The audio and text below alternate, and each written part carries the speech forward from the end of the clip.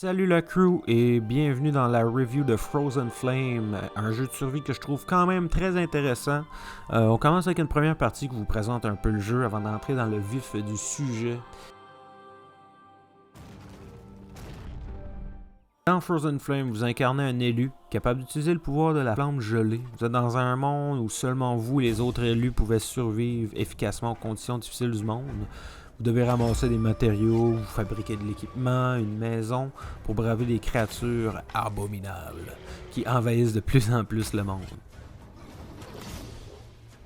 Les mécaniques sont intéressantes. Le combat est dynamique, il y a une bonne variété d'armes. C'est le bon vieux frappe, dodge, parry là, qui entre en jeu avec une barre d'endurance.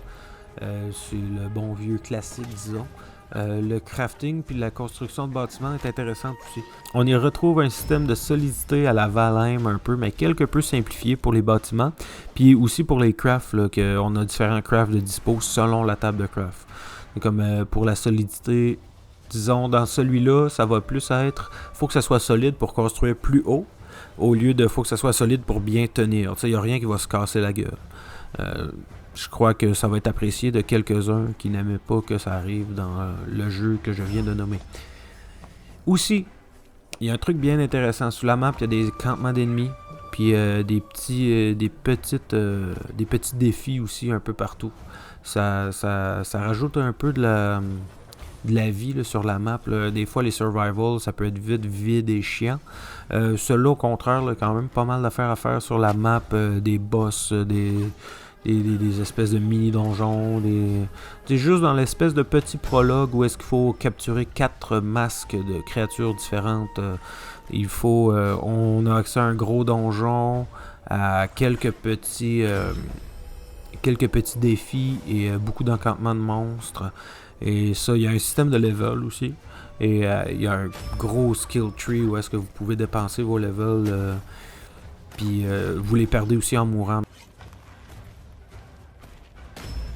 Un petit côté le moins intéressant, ou disons un petit bémol, j'oserais dire, c'est que les difficultés sont vraiment mal balancées.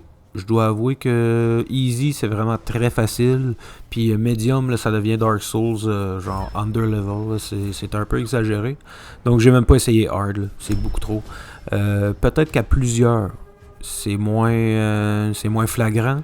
J'ai joué seulement seul pour l'instant, malheureusement, vu que c'était une early access. Donc, en conclusion, rapidement, pour la review de Frozen Flame, j'y donnerais un 7 sur 10. Ça a le potentiel d'être un 8 ou un 9, mais vu que c'est en early access, pour l'instant, moi, je lui donnerais un 7 avec ce que j'ai vu. Donc, merci d'avoir écouté la review de Frozen Flame, puis on se voit soit sur le stream, soit sur une nouvelle vidéo YouTube. Prenez soin de vous, puis à la prochaine.